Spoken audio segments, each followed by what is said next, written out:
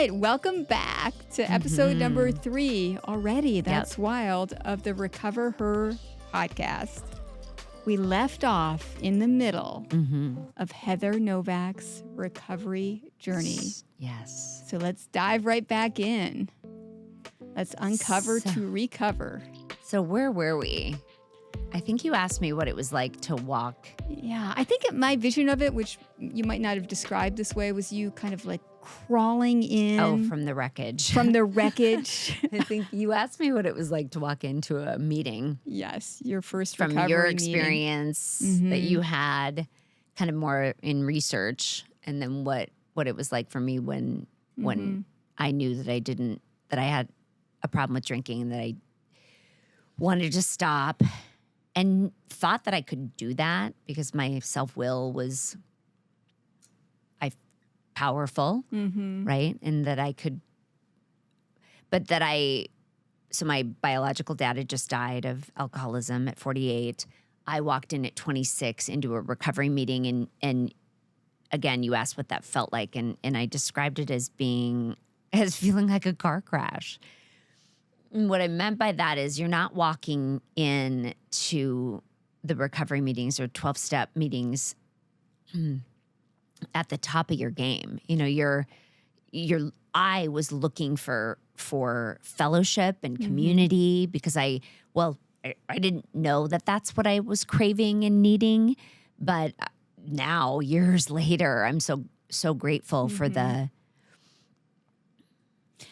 community and fellowship and not having to walk that path by myself. But when you're humble enough and brave enough to admit not only that you have a drinking problem, you don't even have to think you're an alcoholic, but that knowing that there's a place you can go.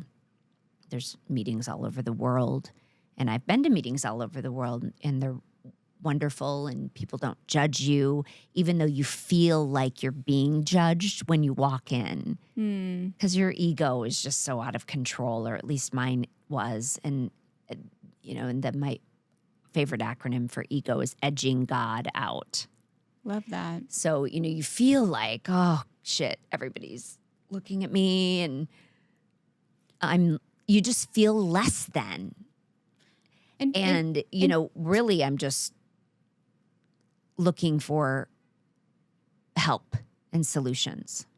So there was this feeling of being less than. Yeah, absolutely. I don't think that you walk in to a meeting at the top of your game, meaning you're not, life is great, everything is perfect, just as I want it to be. You need, when you hit a bottom, whether it's a spiritual bottom or maybe the legal system has gotten involved. You maybe your husband or your wife, your son or daughter simply says, I don't want to have a relationship with you anymore. The way you act and your drinking is affecting me by, you throw a stone into a pond and it makes ripples. So my actions affect, of course, other people in a positive and or a negative way. And drinking, it felt like it gave me this superpower of being able to take the edge off and stop and slow down and take a deep breath. But in reality, it was bringing up so many of my character defects that I just didn't even, quite frankly, know that I had. Interesting. Yeah. And were you at a particular point in your life? Because oftentimes, with people that I work with, when they're ready to make a change, it's because something's really pushing on them. Was this a particular time in your life of significant change? Why do you think you were open? I was in a marriage. I married really young, right out of college. I graduated from the University of North Dakota. That was a wonderful time. Fighting Sue's, right? Fighting Sue, yeah. And forever. And I loved college. I got married right out of college. I think it should be illegal for people to marry until you're like, minimum age, 30. But the reason I married and left my very dysfunctional family, and married this other person who I knew since I was very young. And I left my very dysfunctional family for this wonderful family that offered me a lot of love, unconditional love and nurturing. And it felt like a safe choice. But I did get married really young, and we had moved down to Arizona at that time. And, I just wasn't happy at all inside. Do you feel like you knew yourself? No. I was just learning about myself, right? And just doing all of the things that you're supposed to be doing, checking off the list, getting a degree, getting married to the right person. And he definitely was the right person on paper. And this was a great family that I married into that did allow me a lot of safety, I guess, to kind of explore more of who I was. Yeah, absolutely. And I'm wondering if during this period of time, this other family that you stepped into, as you're saying, offered a lot of stability and a lot of safety. Yeah, they did. So I'm imagining that when that marriage was ending, and as we know, when a marriage is ending, it's not just about your partner, but you're also losing Right. There was so family much transition involved in that period of time in my life. And I did feel like I was 26 years old. I was getting a divorce. My parent had just died of alcoholism, and I had buried him at 26 years old. My mother was a train wreck, and her disease was progressing. And alcoholism is a really cunning, baffling, and powerful disease that told me, I guess, that you don't have a problem, it's a cunning, baffling, and powerful disease that tells you that you're fine, you're good, you're normal. It's everybody else around you. If everybody would just act the way, if I had any control over other people, places, and things, my life would be fine. Wait, is that not the right way to think? Yeah, right? No, so it's an illusion. Yes. All of it is such an illusion that we have any control at all. Sometimes I have control today as a 50-year-old woman over my reactions and the words that come out of my mouth. I sometimes have control over that. But other than that, I don't have control over anything else that happens in a 24-hour period of time. But during that time when I was 26, as a part of my story, I was growing up. Yes. And recognizing that I didn't want to be in this marriage for various reasons. And, I was just uncovering more about myself. So the ground beneath me felt like it was shifting, changing. And at that same time, I had read that book, Adult Children of Alcoholics, ACA, which is another 12-step program, really, and based off of the original AA concepts. And I read that book, and it was a key to my soul, who I was and why I had behaviors that were very useful to me as a child growing up in a very traumatic alcoholic home that wasn't safe. So I had all these very important protective traits and personalities that characteristics that became dominant in who I was as a kiddo, as survival mechanisms that I was still carrying around as a 26-year-old woman that were no longer serving me. But I had read that book, Adult Children of Alcoholics, and that was kind of the link between the two of maybe I have a drinking problem and I want to stop drinking because I can do something maybe that he simply couldn't do. I mean, he is in my dad who I just buried. So then I had asked that friend, do you think I'm an alcoholic? And he said, the one who gave me the book from ACA, and he said, that's not how it works. I have no idea if you are an alcoholic or not. It's a self-diagnosed disease, unless it's really obvious on the outside. Maybe it was obvious to some, but I don't think it really was at that time. And I believed that I was a potential alcoholic, not a real one.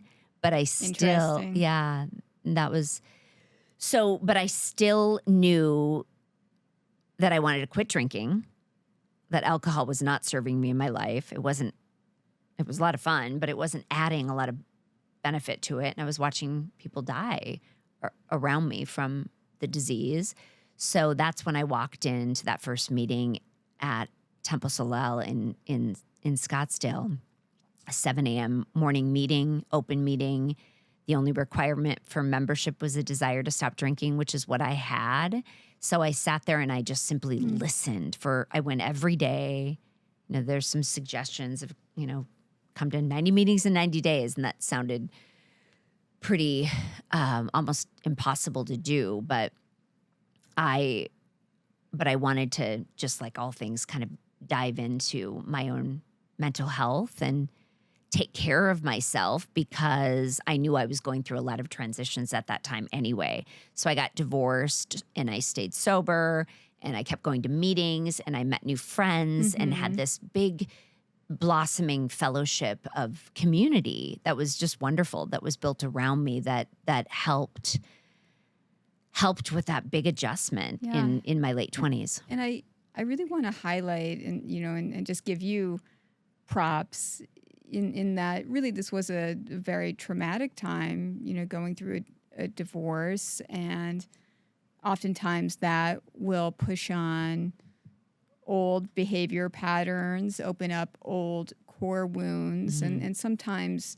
we think about these really challenging times in life as leading us down self-destructive paths, right? Like you could have easily started drinking more to feel less. Right. And the fact, because it works really well at numbing out, of not giving a shit about things, of taking the edge off, but it also can go to other extremes of just helping you not feel the full range of human emotions, which I believe God intends me to feel, but sometimes those feelings are tsunamis. So hard. Yeah, so at that time, I didn't even know, and that was way later in sobriety that I uncovered that I had these giant fears that were really driving every decision that I made in life.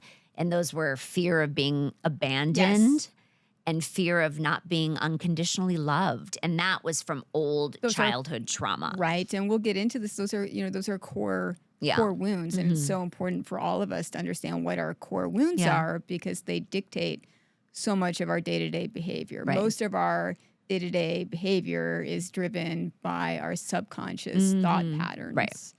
And it's not brought into the conscious realm at all. Absolutely. It's just unconscious. And I think in our default mode network, right? Yep. And we know what we know, and we're real comfortable doing the same thing over and over again. Our boy Freud talks about that as a repetition compulsion. So this idea of repetition, of doing the same thing over and over again, and expecting a different result to create insanity. homeostasis. Yeah. Well, we don't want different results. Oftentimes we think we do, but our system really wants things to stay the same, even if they're not good for us. But I want to highlight that it was during this really challenging time for you that you stepped into growth. And I think that's important for everyone that's listening to hear. Thank you for recognizing that, for sure. Because post-traumatic growth is real, right? And if we can create enough safety and enough stability for ourselves and get deeply curious during some of the most challenging times in our life, it can really lead to beautiful things. So. Yeah, I'm grateful that I chose that path, because it wasn't therapy. There's lots of different ways to get it done, right? There's not just one way. But, the foundation of a lot of my growth and mental health and mental stability was at the foundation of a lot of the 12 steps. So starting to uncover and learn my part in things, and just learning how to be honest. I didn't realize that even lies of omission were a thing, right? Yeah, honesty's rough. Honesty is, to live a life of real honesty is not for the faint of heart. So how did you're 26, you said, so were people supportive of this? Were your friends like, well, what the hell are you doing? Right. Well, Did I you get just demanded pushback? support from it, right? Because Ooh, I like that. I found people. I found that fellowship that I needed to maintain my sobriety. And I was kind of one of my only friends on the outside world that wasn't That's drinking. what I was wondering. Yeah, and that was at times difficult and challenging for me to navigate, and just to, it's hard to go out, live your 30s, and go to Vegas and go to South Beach on girls' trips and maintain your sobriety. It's a lot of Red Bull, a lot of Red Bull. But I Wait, would that's know. our recommendation? Yeah, no, I would do things though. I have great friends in my life. I remember Denise suggesting that a normie, just suggesting maybe you should go to a meeting, and I'm like, oh, that's a great fucking idea. While you guys were traveling together? Yeah, and go to a meeting. They're all over the place, and then I'm like, reset. It's just charging up my phone, charging up my battery of life. And then it sort of screws my head on straight where I can just have a mindset of more gratitude. Yeah. And it's the simple stuff. So did you get pushback from any of your old friends that, that were still drinking? Were they no, resistant I really to change? didn't. I've had a lot of really incredible, wonderful, supportive men and women in my life. So I've never noticed that as being an issue for me with my sobriety, with not drinking or drinking. I haven't felt that, no. And do you remember at that time any challenges in your early sobriety? Well, it's not easy. It's not easy. So I've had early sobriety recently. Right. So I first came into the rooms when I was 26 years old. Got sober and stayed sober until I was 40 years old. And then I checked it off the list like running a marathon. And I'm a runner, so it's a good analogy for me to use. And I checked it off the list and just thought I was done. I just had this weird image of you running away from your sobriety. Yeah, I was running away from my sobriety. I was done. And I thought over that chunk of period, that 14 years, that I believed a potential alcoholic, not a real one.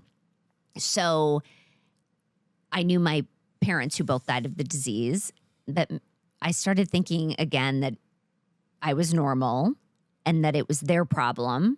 They're dead. They were true alcoholics, but I really didn't have a drinking problem.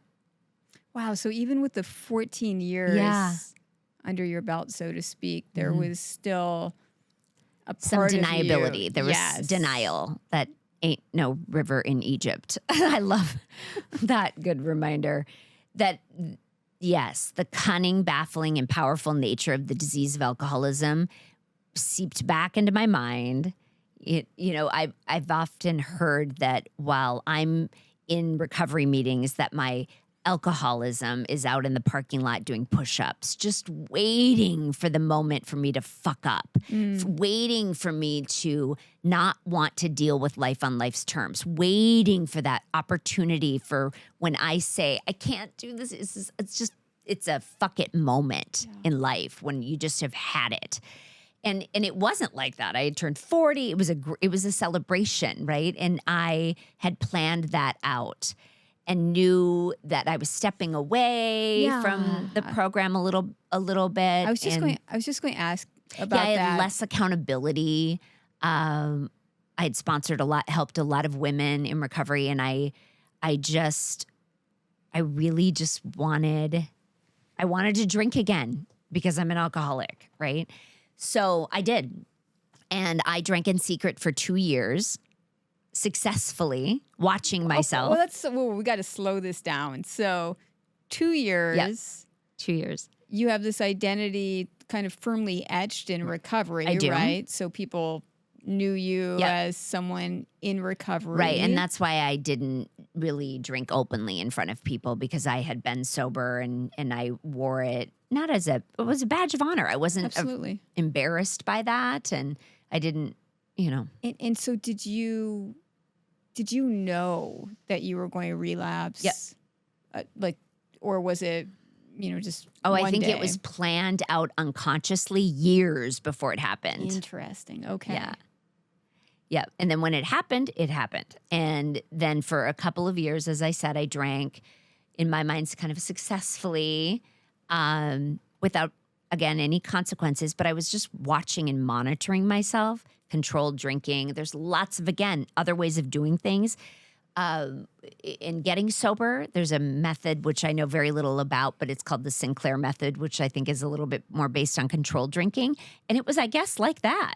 That's what I was doing. And But hiding. but hiding, which is What did- an alcoholic trait, I would imagine. What did that feel like to A your lot system? of shame laced in that because I did have long-term sobriety and gave that up. But I don't have shame about that at all today, sharing it with you. Sure. I mean, I believe that things happen the way they happen, and I'm in utter acceptance of all of that. That I think life unfolds just as it's supposed to teach me lessons, right? So Do you feel like the hiding part kept you further away from yourself, kept you further away from yeah, the people drinking and the that you love? hiding definitely kept me away from myself. Okay. And then when did you decide to, just be open with your drinking? So a couple of years in, and then I drank for another 2 years. But after those 2 years, I think I had tried quitting. I tried quitting for at least a year, and I found that to be almost impossible to do that on my own. So that's a very different experience than your Yep. first experience with sobriety. Very different. So I just, and when I say I couldn't quit, I would think to myself, I'm not going to drink today when I go to that football game or when when it's raining outside or when somebody activates and triggers me, pisses me off. I'm not going to drink today. It's not on my radar for this Tuesday in front of Ain't me. happening. No, it's not happening. And I would drink anyway.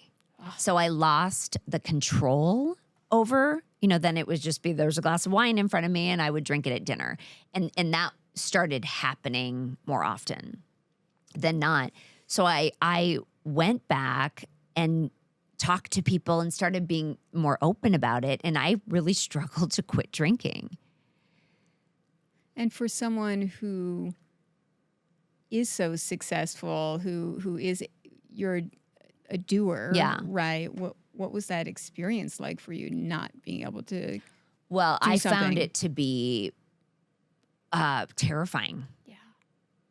Because it does make me emotional today because I think about all of the people that do die of the disease of alcoholism and, women I've sponsored.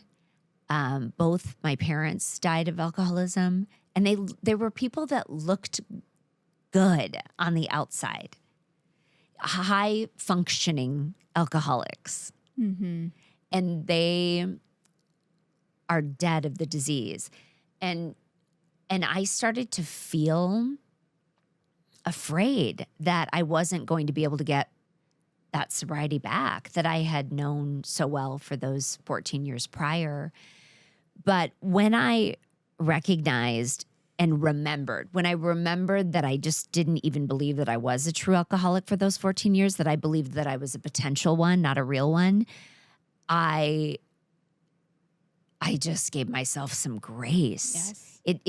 I think that was what allowed me, besides being super hungover that morning when you came over and found me. I called you and I was on the floor in my bathroom. I think I had a tennis match that day. And I was so sick, Tracy, and I was suffering so much. I wasn't happy. And I had friends that had come to me who I love and who love me that said, they were they were concerned with other people in my life not being happy around me.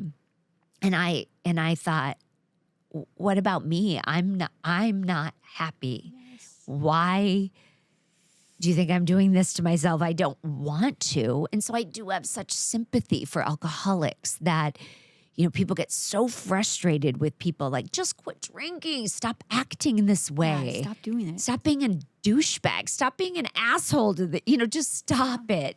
And yeah, that sounds so easy. Just be a good human, which, by the way, I think the program offers you a beautiful blueprint to just being a good, decent human being. That's all. It doesn't promise you anything else. It just teaches you how to live one day at a time without putting alcohol in your system. So I believe it's saved my life. But that morning when I called you in pure desperation, I think got me to the point where I was ready to surrender. And that feeling is just like unlike any other. It's an awful feeling, but yet you're being held by God. You're just being held by a power greater than yourself, because I can't do it anymore. It's not my self-will. It's asking, like, but I had asked, please, God, help me. Please don't let me feel like this tomorrow. I promise I'll quit drinking. All those empty, empty, empty promises. And I don't know why that morning was different than any other, but it was. I was ready to surrender. Not be in resistance to what was and just anymore. Stopped, like gave up. Like you surrender to win, which sounds like a contradiction, but it was a life-changing moment of when I stopped drinking, and that was over 6-7 years ago. So that new sobriety, it's gut-wrenching. The first 24 hours, first week, first 30 days, first 60 days, first 90 days of sobriety, of learning. And because I had just forgotten, I had lived such a beautiful life in my 20s and 30s up until I was 40, doing everything that there is to do in this world, sober, skydiving. I mean, you name it, I did it and loved and embraced life. And I had forgotten how to be on a boat and not be shit-faced. I had forgotten how to play golf and not have a cocktail in my hand. I had forgotten how to live. And so I relearned all of that. But the first 30, 60, 90 days is hell. Hard. I remember one of the things that was really challenging for you was this idea of like, shit, like I don't want to walk back in, right, to the recovery community. Oh, right. In that you felt, again, as though you would be, disappointing people or being judged or letting people down. And I think that judgment part is important, because so often, when we're externalizing what the judgment is going to be, it's really us, right? We're in judgment of ourselves. Right. Do you remember feeling that way, feeling fearful to step back into that community? Yeah, I definitely remember that feeling. And today that feels so inconsequential. It just because I truly believe today that what you or anyone else thinks about me is simply none of my business. And that, more importantly, no one's thinking about me. No one is thinking about me. Like, that's just my ego. Yes. In my default mode network, thinking that, oh shit, everybody's judging me as I walk into the room, back into the room, asking for help. Yeah, what a beautiful thing. A beautiful thing. And so yeah, that was all on me. But yes, shame and embarrassment, walking through the full range of emotion and feelings, and then not trying to medicate or do something to not feel that feeling and do it anyway. Walking through the fear, walking through the shame, and not drinking over that. Not drinking, just one day at a time. Yeah, and I think what you're saying about, and I think this can be applied to so many things, that cognitively in your thinking mind, you would wake up on a Monday and say, no way, I'm not drinking today. Right. And then you would end up drinking. And I think that's a very familiar experience for all of us, even when it's not related to alcohol, how often do we think, Can we numb out with? I'm not going to do this anymore? And then Right. we're like, Ah, damn, I ate that whole bag of chips. I do it anyways. And that's really where understanding your subconscious thoughts, your programming that got instilled in you during childhood, how you're running this script about how you see yourself, how you understand the world, how you think people are relating to you. That's right. Why digging into that work is so important, so that you can start challenging these false narratives, these false beliefs that we all have. And then you can learn how to choose differently. And I also remember, and I didn't understand what you were saying for a really long time, but I do now, in that you were saying, I just wanted my old sobriety back. Okay. And I think that you were a much different person, and that you were a mother at this point in time. You had a whole set of other life experiences. You weren't the same person. And that's something that also is a very human experience of trying to I just want to get back what I used to have. Right. But that's not going to serve you, because we want to grow and be who we are in the present. Right. And I think once you... And I constantly want to grow and evolve and be the best version of myself that I can be. I'm interested in that. Yeah. So I keep coming back. Yeah. And so was there a shift? Like when was there this aha moment of being able to let go of what was in that old sobriety and stepping into Yeah, the I new think all sobriety? of that possibly happened when I was laying on the floor in the bathroom. That, when you looked at me and you said, how much have you had to drink? And I don't even think I answered you. And you just, with no judgment and so much love. And you said, you don't have to live this way. And I knew that there was something in me that had shifted. And I had recognized that I didn't want that old sobriety back because I didn't believe that I even really had a problem. I had a potential one. So it, that was all it took, which was, it's a lot and it's challenging and it's difficult. And I didn't want to do that part of my life by myself. And I knew where to go. And so what's been the most challenging part of this not so new anymore sobriety? How many years? Almost 7, I think. Yeah. Now. What would you say some of the most challenging things have been? I think that I think age has a lot to do with being able to ascertain all of the tools that I've learned up until this point. Right. So getting sober, of course, as I mentioned, the first 30 days and 60 days, 90 days, and doing all those firsts over again, 6 months, 9 months, 1 year. And then it starts to become just the way you live. It's not something that I struggle with definitely not on a day-to-day basis. I'm so grateful for that. My sobriety is my core foundation of who I am. So it allows me to have more exploration internally for all sorts of healing. Yes. I think the most challenging for me as a recovering alcoholic the answer would be to allow myself to have feelings. The F word. Yeah, the real F word. Because I forever operated in this world of either being happy or stoic.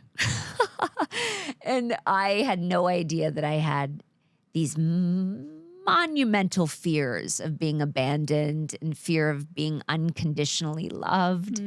I had no idea that I was so fearful internally. And then through lots of different work and other forms of modality, I met another fun emotion that I didn't know that I was capable of, or even, I just didn't think that I presented as a very angry person. And I met my anger, and man, so I was really, really angry.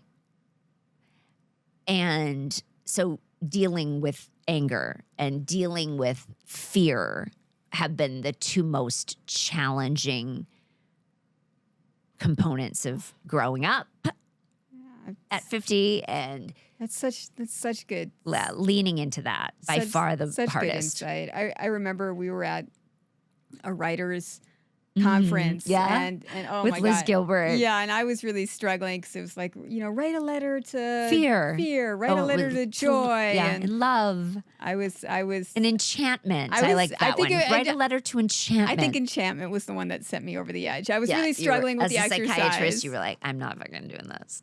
Um, I was all in. But I do recall when we got to the letter about fear, you were Yeah. like, I mean, I guess I'm afraid of Snakes. I had That no was it. fears. But when I say that, so I wasn't tapped in. I didn't have the ability to even feel or to know myself at that level. I just didn't have access to that part of me. And you taught me, I mean, you've taught me many things, but you taught me something that I will often say now in my clinical practice of this idea of feeling better, right? When people say, Oh God. people say, I want. Be careful what you say out people loud say, or what I you want wish to- for. I I why wanna do you- feel I want to better. feel better. And then when you really slow Pause. that down, You will learn how to feel your feelings better. yeah. And that is not for the faint of heart. That's definitely been the most challenging, to feel the full range of human emotions. It's not this light assignment. Mm-hmm. It's a real thing. And so for people listening that are maybe sober curious or stepping into sobriety and early on, Mhm. any words of encouragement or Oh, God. wisdom? Just that you're not alone. Just that you're not alone.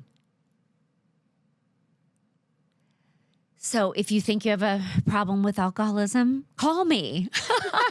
Reach out. Honestly, you're just not alone. No matter who you are, no matter what you look like, It's no wild matter how how you present yourself. we think we're alone, when we're Yeah. struggling. Yeah. It's a common way I to love think. the notion now that I know I'm not alone and that I don't have to live life alone and that I'm in fewer codependent relationships, that I have lots of interdependent relationships with giving and receiving.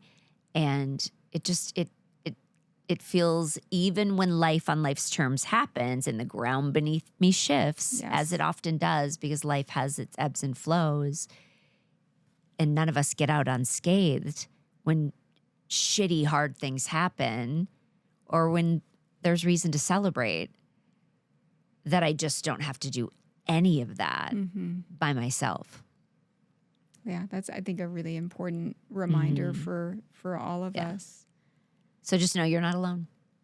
Do you see anything as being a threat to your sobriety now? Or what would you say the biggest threat is? Threat or thread? Threat. Threat. The biggest threat to my sobriety is the disease of alcoholism, because it's cunning, baffling, and powerful. Mm-hmm. And it tells me that I'm good, that I have my shit together. Take your foot off the gas pedal. Yeah, Then. that I'm good. And drinking is but the symptom of the disease of alcoholism. So just because I'm not drinking doesn't mean that alcoholism isn't alive and well. And so alcoholism is the real threat. Yeah. And it's helpful Can you to not drink. Can you explain that a little bit? For people listening, when you say alcoholism is a Mhm. but a symptom of the disease. So I think it's a common way to think that, okay, if I'm not drinking, Mhm. It's helpful for then, sure. then I'm good. Right. Well, you maybe have heard terms of, of being a dry drunk.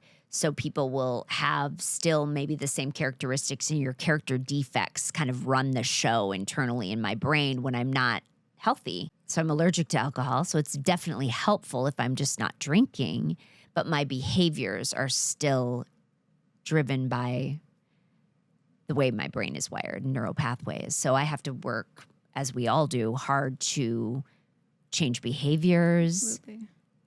to live a well-balanced life. Because if we're still doing the same Mm-hmm. behavior, even if it doesn't include the thing that we're addicted to, Right. what fires together, wires together. So if we Mm-hmm. keep doing the same thing, Yeah. that's how our mind is going to function Right. versus being able to choose differently. Right. And I'm reminded of that every day, that I'm lucky enough to wake up to and I'm alive for it, that it feels sometimes like a full-time job to be healthy physically, spiritually, mentally, and emotionally.